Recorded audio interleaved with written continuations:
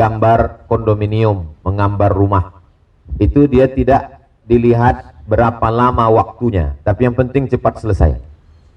Orang seperti ini tidak ada alasan untuk meninggalkan sholat berjamaah. Dia sholat berjamaah, habis itu dia lanjutkan kerjanya. Tapi ada pekerjaan yang tidak bisa ditinggalkan. Pelayan masyarakat, dia mesti standby di depan.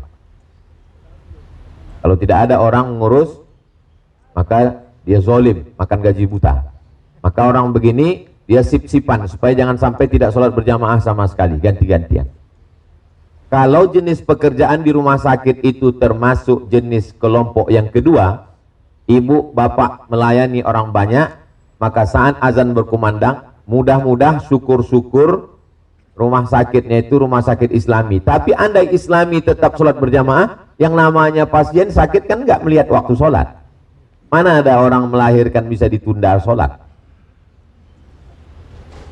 ICU, emergensi, maka dia, itulah mengapa dalam Islam ad-dinu yusrun, agama itu dibuat mudah Allah Ta'ala. Ada waktu awal, ada waktu tengah, ada waktu ujung. Waktu awal untuk orang yang tak ada darurat sama sekali. Ada orang yang darurat, waktu tengah. Darurat tinggi, waktu ujung. Jadi kalau memang pelayan masyarakat mesti standby di rumah sakit, pas waktu masuk, di situ pula lah dia mesti mengurus orang sakit, dia urus nih dulu. Karena kalau tidak diurus, mati ini orang. Bagaimana dengan dokter? Yang masuk pukul 11, selesai operasi jam 5. Waktu masuk belum azan zuhur, keluar jam 5 sudah habis waktu zuhur, maka dia jamak takhir, tidak pakai qasar. Zuhurnya 4, asarnya 4. Dalilnya Abdullah bin Abbas pernah mengqasar, menjamak, tidak pakai qasar. Hadis riwayat dari Abdullah bin Abbas, Rasul menjamak tidak pakai qasar, darurat tingkat tinggi. Tapi saya tidak mau gara-gara ini lalu kita memudah-mudahkan. Ini kadang banyak orang mudah, macet sedikit jamak. Mempelai nikah gara-gara takut makeup rusak jamak.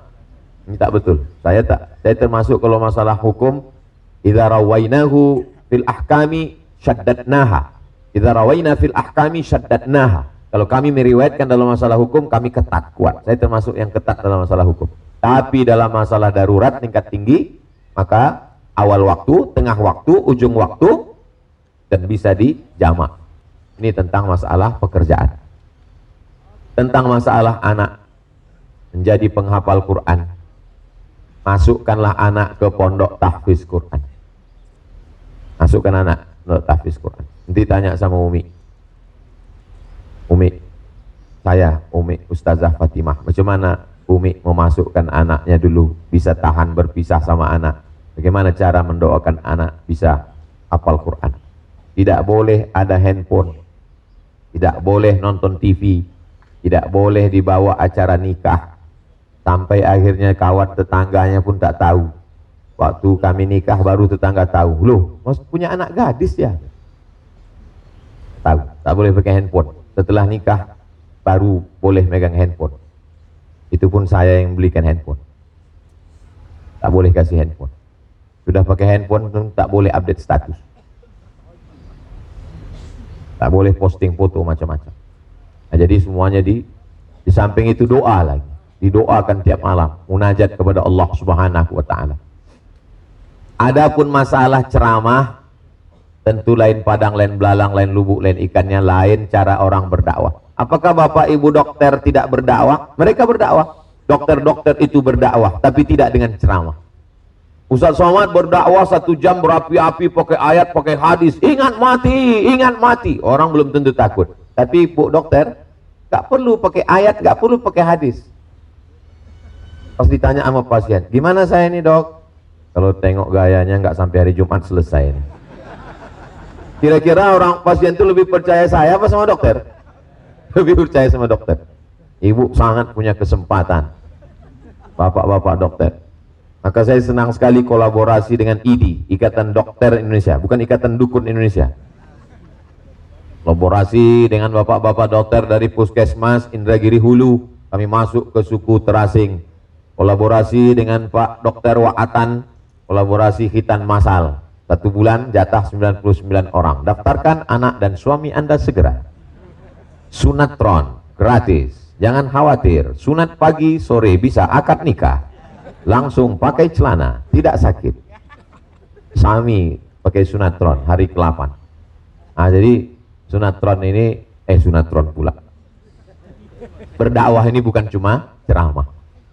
Dulu Ustadz, cita-cita mak saya dia ingin, aku mau kau hafal Quran, jadi imam dan guru tahfiz. Nah, itu cita-cita dia dulu. Tak pernah dia bercita-cita saya jadi penceramah. Maka dia mau saya ngapal Quran, jadi imam dan guru tahfiz. Saya tanya, kenapa gitu mak?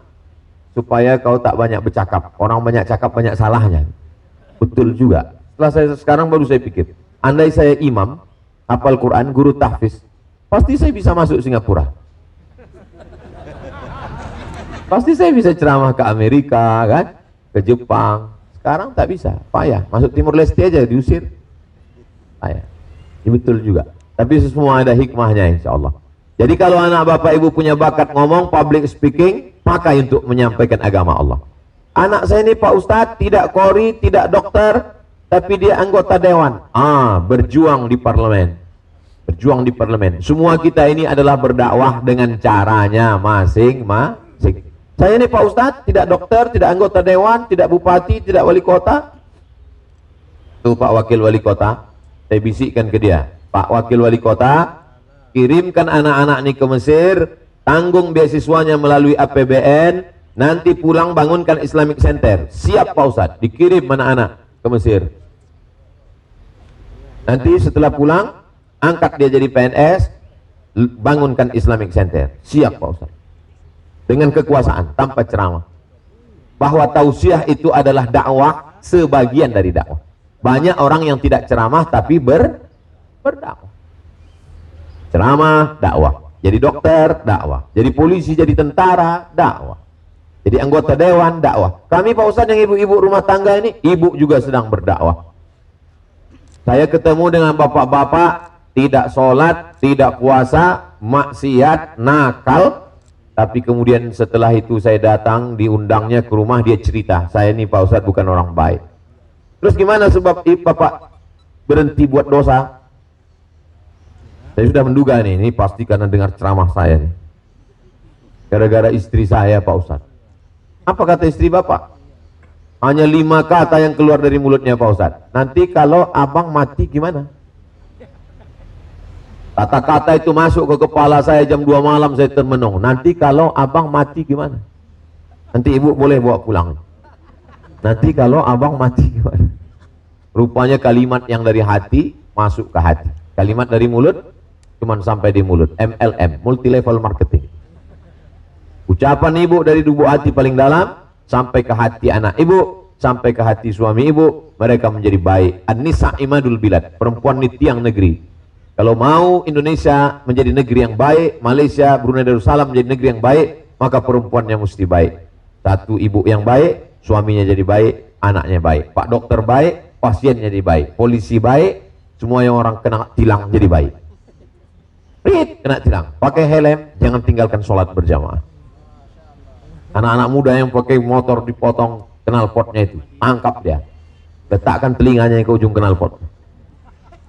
Habis itu suruh dia, kamu mesti buat laporan sholat berjamaah sebulan jangan tinggal. Bisa dengan kekuasaan. Segenggam kekuasaan dipakai menolong agama Allah. Bermanfaat, berguna insya Allah. Jadi setelah ini kita pulang semangat setelah umroh ini berdakwah dengan job masing-masing. Amin ya rabbal alamin. Demikian, wallahu a'lam.